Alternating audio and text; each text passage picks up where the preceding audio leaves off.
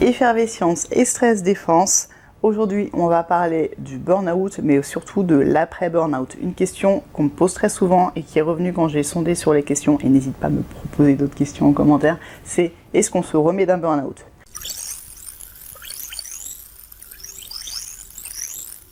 La réponse est oui, la preuve. On se remet d'un burn-out, on se remet même de 3 burn-out, puisque les burn-out, moi j'en ai fait 3.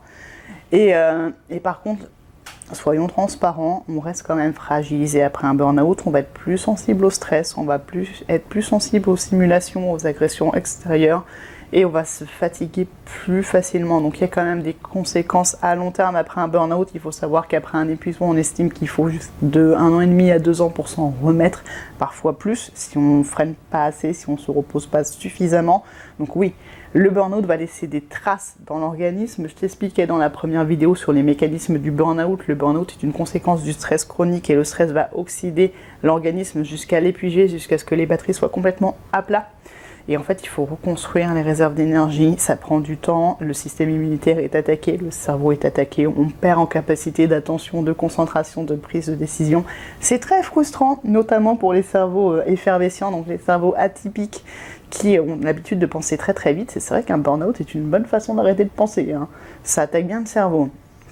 Et oui, ça prend du temps, c'est souvent très très frustrant. Mais on peut complètement s'en remettre, mais il faut avoir les bonnes clés, la bonne hygiène de vie, les bonnes informations pour ça, ne serait-ce que commencer par comprendre le burn-out.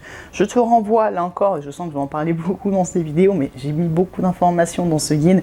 C'est mon guide Burn-out, les règles du jeu, que tu peux télécharger gratuitement sur effervescence.fr. En fait, la structure de ce guide, c'est une quête personnelle dont tu es le héros ou l'héroïne, parce que j'aime bien faire des trucs ludiques et un petit peu gamifiés, mais il n'y a pas besoin d'être très très geek pour comprendre. J'ai pris une Game Boy, mais c'est très très très grand public.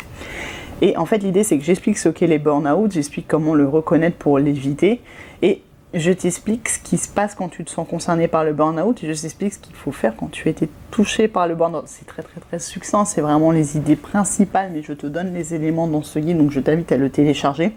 Il faut savoir qu'après le burn-out, je n'ai qu'un conseil à te donner, c'est le mode chat. Quand on a besoin d'eux, il n'y a pas de chat autour de moi. Les chats ont tout compris pour échapper au burn-out. Je ne connais pas un chat qui ait fait un burn-out. Ça se saurait, hein, c'est pas le truc. Ou alors un chat qui vit dehors et qui a de la charge mentale, je ne sais pas. Mais non, le mode chat, c'est quoi? C'est repos, dodo, un maximum de dodo, on mange, on se repose, on retourne faire une sieste parce qu'on est quand même un petit peu fatigué, on joue un peu, on mange quelques croquettes, une sieste et tiens, une boîte, je vais aller jouer. C'est ça, de toute façon, tu pourras pas faire plus juste après le burn-out. Il faut un temps de repli sur soi, il faut un temps de récupération, c'est normal, tu vas être en mode larve, tu vas mettre en mode zombie. Il faut le savoir, il faut que tes proches le sachent. Tu peux aussi leur parler de ce petit guide parce que ça surprend en fait. C'est des personnes qui sont très impliquées, très investies, qui vont se retrouver cassées d'un coup. L'entourage ne comprend pas. Je sais que ma mère a eu besoin sur les deux derniers burn-out, le premier, je crois pas qu'on se soit vu vraiment au moment critique, de me voir avec mon corset, mes cannes, parce que en fait, sur le dernier, j'ai mis 3 semaines à remarcher, hein, parce que j'étais vraiment cassée, ça attaque les reins, parce que le fameux cortisol est produit au niveau des surrénales, donc tu as des douleurs de reins, des maux de dos très très forts, tu vas somatiser un maximum, toutes les petites infections qui n'ont pas réussi à t'atteindre, parce que tu continues à foncer, vont attendre que tu t'effondres pour t'attaquer, donc en général, tu as un petit pack de plein d'infections en même temps, c'est un grand bonheur. Donc tu es cassé physiquement, et là, tu te sens un petit peu dans l'impasse, mais non, ça prend du temps, on remonte. Vraiment, l'idée, c'est le mode chat au début, c'est d'écouter son énergie et c'est de s'adapter à son niveau d'énergie. Et là, c'est bien d'être accompagné parce que les médecins vont t'arrêter, c'est leur job, ils vont donner des conseils quand même d'hygiène et de diététique un petit peu plus maintenant parce qu'ils commencent à être formés au burn-out. Il faut le savoir qu'ils ne sont pas formés initialement dans la formation initiale sur le stress, le burn-out, l'épuisement professionnel. C'est pas dans le cursus, ça commence à y arriver. Il y a un premier rapport de la Haute Autorité de Santé qui donne des recommandations, notamment que le burn-out n'est pas une dépression et que les antidépresseurs ne sont pas nécessaires. Ça, on en parlera dans une autre vidéo parce que c'est une autre question qui revient souvent. Et en fait, non, c'est important d'être accompagné pour comprendre ce qui s'est passé parce que la personne est attaquée dans son estime de soi. C'est comme si on avait sombré, on avait chuté, on était mauvais, c'est très dévalorisé le burn-out. Un peu moins maintenant, ça devient un effet de mode et ça devient classe de faire un burn-out, je trouve ça très très con. Mais autant l'éviter, voilà. Mais c'est des principes de base qu'il est important de prendre conscience pour se préserver, ne pas rechuter. Quand on a fait un burn-out, on peut complètement en refaire. Pourquoi j'ai fait 3 burn-out ? Parce que moi là-bas, je suis scientifique, je suis spécialisée en physiologie, j'ai formé des médecins sur le stress et le burn-out, mais c'est un gag. La physiologie ne suffit pas, il faut passer par le coaching, il faut passer par des approches comme la sophrologie, la naturopathie, des approches douces, des approches plutôt psycho pour comprendre pourquoi on allait jusqu'au burn-out et surtout comment ne pas y retourner. Et en ça, le coaching m'a sauvé et c'est pour ça que j'ai ajouté le coaching à mon éventail de compétences et de connaissances pour pouvoir accompagner, parce que j'ai compris vraiment ce qui me manquait dans mon approche scientifique. Et c'est très important si on veut se faire accompagner, que ce soit en coaching, que ce soit en naturopathie ou sophrologie, c'est vraiment les approches que je recommande. Les psychologues du travail aussi qui sont complètement formés à ce genre de problématiques vérifient qu'ils connaissent le burn-out, qui sont plus ou moins spécialisés sur le burn-out, disons-le, parce qu'une personne qui a fait un burn-out ne s'accompagne pas du tout de la même façon qu'une personne qu'on va prendre en coaching de performance, ça n'a rien à voir.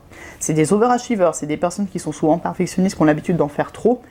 Ils vont voir leur reconstruction comme un nouveau challenge en fait. Et ça va être j'ai fait un stage de 42 heures de yoga en une semaine ou en 3 jours. Perfectionniste. Des gens surinvestis qui n'attendent qu'une autorisation, qu'un go pour refoncer dans leurs anciens travers. Et en fait, ça ne s'accompagne pas du tout comme ça. Il faut comprendre les mécanismes de fonctionnement, il faut comprendre les mécanismes du burn-out, il faut faire un accompagnement qui est au rythme de la personne en fonction de son niveau d'énergie, de son niveau de récupération, de ses intentions.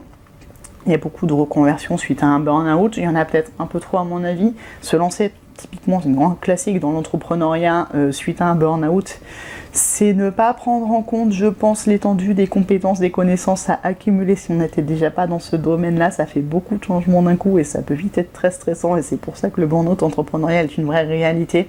Donc il y a vraiment une prise de recul à faire, se recentrer sur ses besoins, ses valeurs, ses attentes, retrouver vraiment une hygiène de vie qui permette de s'épanouir, de mettre du jeu. J'ai l'habitude de dire de mettre du jeu et je mets le U entre parenthèses comme sur le titre de cet e-book. C'est-à-dire revenir à soi, revenir au jeu JE et revenir à ce qui nous fait plaisir JEU.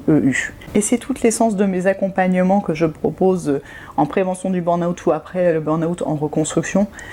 Ça passe par l'écoute de soi, ça passe par comprendre, relire son burn-out, voir comment on est arrivé jusqu'au burn-out et c'est en fonction de cette relecture-là qu'on va mettre en place les protections, les barrières et surtout le cadre de vie qui va permettre de s'épanouir et de se préserver et de ne pas rechuter. Et c'est une approche qui est très très très particulière. Je vais te mettre le lien en dessous de mes accompagnements. Je te recommande plus de lire ce livret pour voir un petit peu comment se passe le burn-out, qu'est-ce qu'il faut faire après, des petits conseils alimentaires que j'ai mis dedans, vraiment la base. Mais c'est vraiment un retour à soi, une écoute de soi. Et oui, on se reconstruit, mais on se reconstruit que si on s'écoute, pas si on force, pas que si on se... Si on veut repartir plus vite que la musique, on va se reprendre le mur, il n'y a pas de secret. C'est autant le savoir, donc voilà. Prends soin de toi, écoute-toi, tu es ton Sims préféré. Toi seul va pouvoir te réparer en fait. Ça prend du temps, mais on y arrive.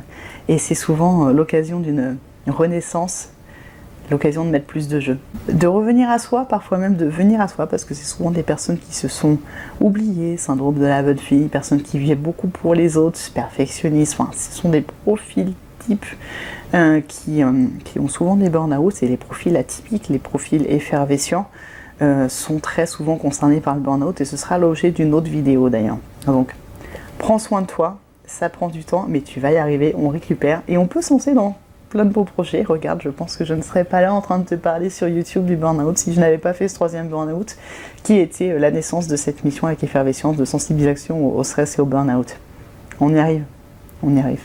Reste pas seul, fais-toi accompagner, c'est important. Prends soin de toi.